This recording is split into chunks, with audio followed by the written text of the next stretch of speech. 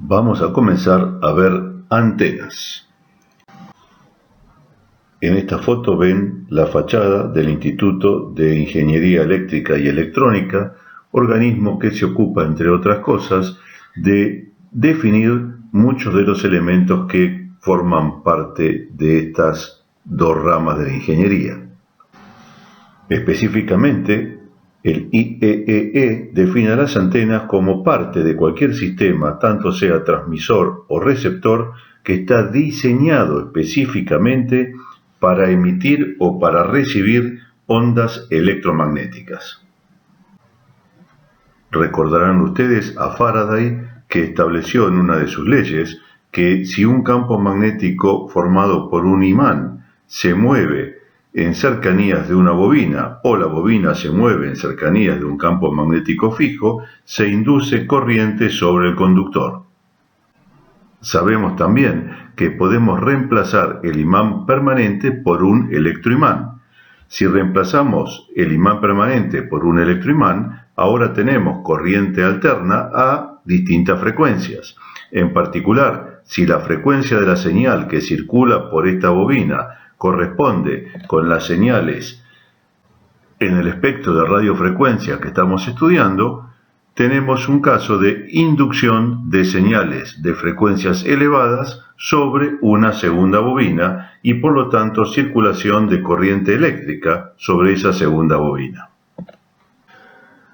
Recordando, si por un conductor circula corriente eléctrica que medimos en amperes, se produce un campo magnético perpendicular al conductor que se denomina inducción magnética y su unidad de medida es el Tesla.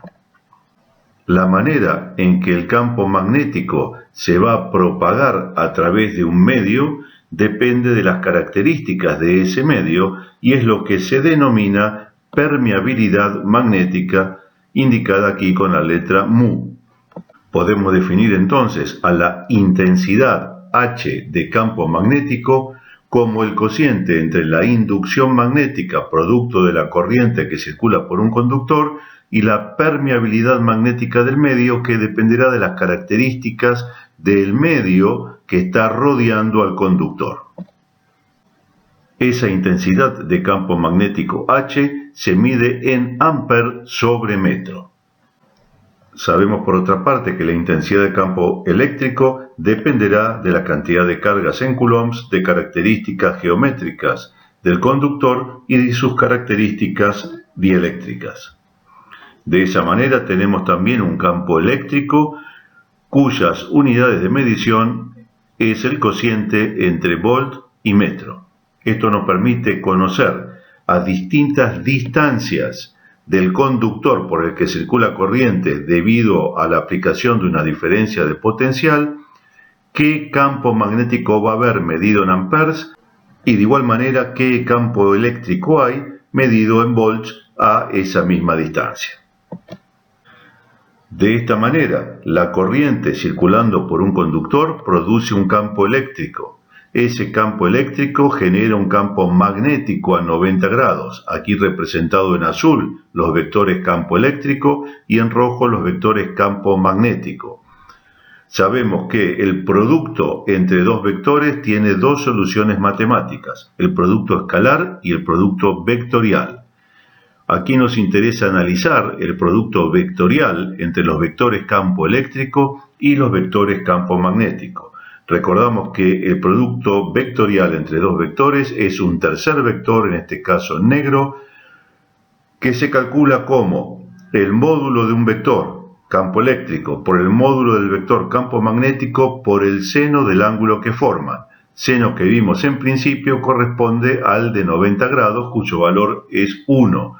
Por lo tanto, el vector negro, que se denomina vector de Poynting, es un vector perpendicular al plano formado por los vectores E y H, cuya dirección está dada por distintas reglas mnemotécnicas. Recordarán la regla del tirabuzón, la regla de la mano derecha, cualquiera de ellas que implica el sentido en que un vector gira respecto del otro y nos permite conocer la dirección y sentido del tercer vector. Ese vector que está en negro y que indica la dirección en que se propaga el campo electromagnético se denomina vector de Poynting.